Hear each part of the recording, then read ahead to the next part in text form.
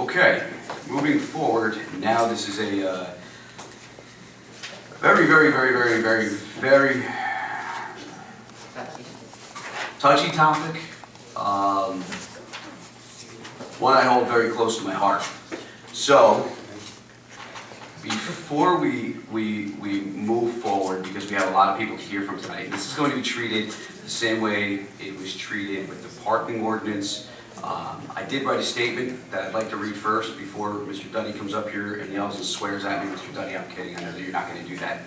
But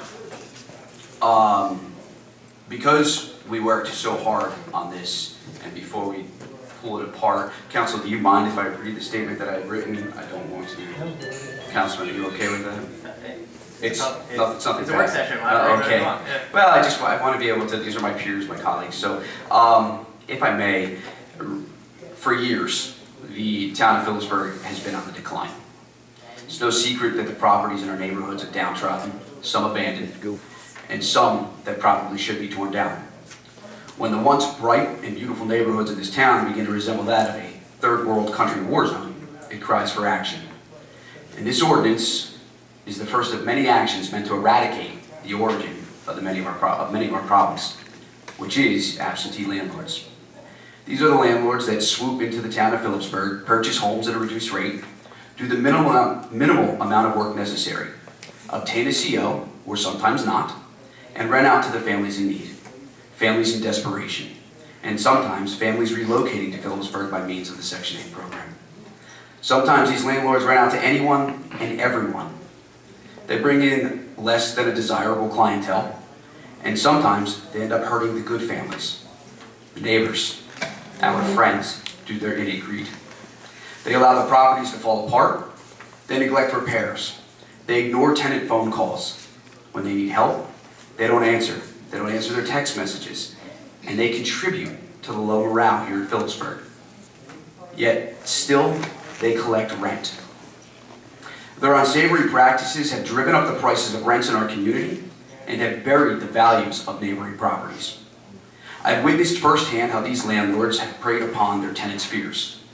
People scared to make phone calls to the inspections department to report the issues within their units for fear of retaliation.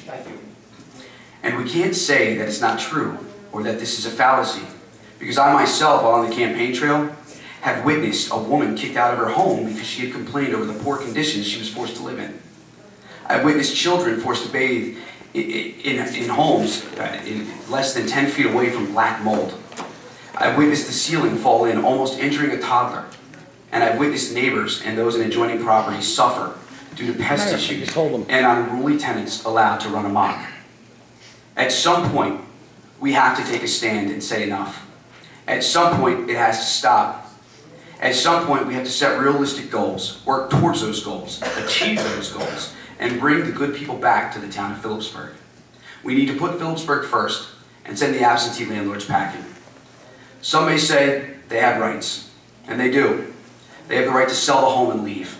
Because as far as I am concerned, the rights of those constituents that I represent, that we represent, far outweigh the rights of those who are driven by greed. Collectively, we as the governing body of the town of Phillipsburg have been entrusted with the power to correct this problem. And tonight, I ask Council to consider passing this property rentals ordinance in an effort to begin rectifying this epidemic. I'm well aware that we cannot do this alone, and I will need the assistance and the cooperation of the Inspections Department, the Police Department, and the Mayor's Office to begin enforcement at once. And I am sure that we will find zero complaints or resistance from these individuals, as our desires to see a better, brighter, cleaner, and safer Phillipsburg are mutually shared.